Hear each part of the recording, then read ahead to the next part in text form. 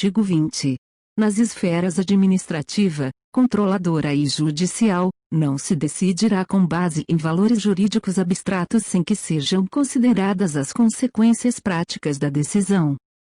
Parágrafo único. A motivação demonstrará a necessidade e a adequação da medida imposta ou da validação de ato, contrato, ajuste, processo ou norma administrativa, inclusive em face das possíveis alternativas. Artigo 21. A decisão que, nas esferas administrativa, controladora ou judicial, decretar a invalidação de ato, contrato, ajuste, processo ou norma administrativa deverá indicar de modo expresso suas consequências jurídicas e administrativas. Parágrafo único.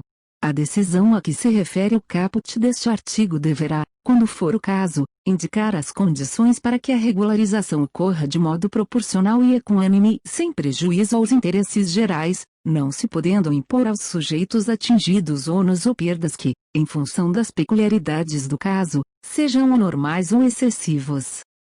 Artigo 22.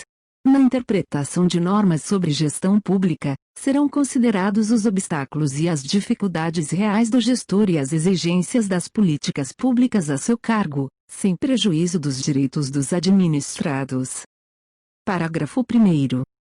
Em decisão sobre regularidade de conduta ou validade de ato, contrato, ajuste, processo ou norma administrativa, serão consideradas as circunstâncias práticas que houverem imposto, limitado ou condicionado a ação do agente. Parágrafo 2º. Na aplicação de sanções, serão consideradas a natureza e a gravidade da infração cometida, os danos que dela provierem para a administração pública, as circunstâncias agravantes ou atenuantes e os antecedentes do agente. Parágrafo 3º. As sanções aplicadas ao agente serão levadas em conta na dosimetria das demais sanções de mesma natureza e relativas ao mesmo fato. Artigo 23.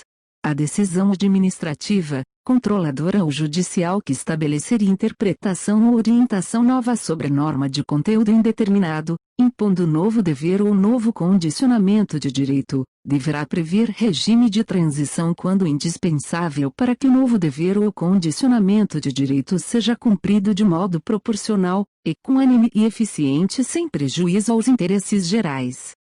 Artigo 24. A revisão, nas esferas administrativa, controladora ou judicial, quanto à validade de ato, contrato, ajuste, processo ou norma administrativa cuja produção já se houver completado levará em conta as orientações gerais da época, sendo vedado que, com base em mudança posterior de orientação geral, se declarem inválidas situações plenamente constituídas. Parágrafo único. Consideram-se orientações gerais as interpretações e especificações contidas em atos públicos de caráter geral ou em jurisprudência judicial ou administrativa majoritária, e ainda as adotadas por prática administrativa reiterada e de amplo conhecimento público. Artigo 26. Para eliminar irregularidade, incerteza jurídica ou situação contenciosa na aplicação do direito público, inclusive no caso de expedição de licença, a autoridade administrativa poderá, após oitiva do órgão jurídico e, quando for o caso, após realização de consulta pública, e presentes razões de relevante interesse geral, celebrar compromisso com os interessados, observada a legislação aplicável, o qual só produzirá efeitos a partir de sua publicação oficial. Parágrafo 1º. O compromisso referido no caput deste artigo. 1. Buscar a solução jurídica proporcional, equânime, eficiente e compatível com os interesses gerais. 3. Não poderá conferir desoneração permanente de dever ou condicionamento de direito reconhecidos por orientação geral. 4. Deverá prever com clareza as obrigações das partes, o prazo para seu cumprimento e as sanções aplicáveis em caso de descumprimento. Artigo 27. A decisão do processo, nas esferas administrativa, controladora ou judicial, poderá impor compensação por benefícios indevidos ou prejuízos anormais ou injustos resultantes do processo ou da conduta dos envolvidos. Parágrafo 1º.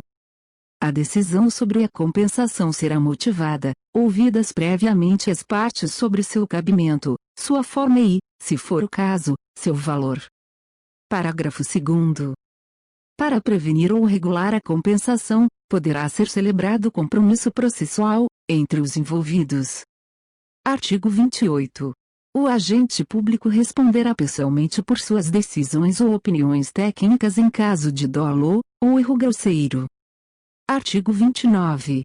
Em qualquer órgão ou poder, a edição de atos normativos por autoridade administrativa, salvo os de mera organização interna, poderá ser precedida de consulta pública para manifestação de interessados, preferencialmente por meio eletrônico, a qual será considerada na decisão. Parágrafo 1º. A convocação conterá a minuta do ato normativo e fichará o prazo e demais condições da consulta pública. Observadas as normas legais e regulamentares específicas, se houver. Artigo 30. As autoridades públicas devem atuar para aumentar a segurança jurídica na aplicação das normas, inclusive por meio de regulamentos, súmulas administrativas e respostas a consultas. Parágrafo único. Os instrumentos previstos no caput deste artigo terão caráter vinculante em relação ao órgão ou entidade a que se destinam, até ulterior revisão.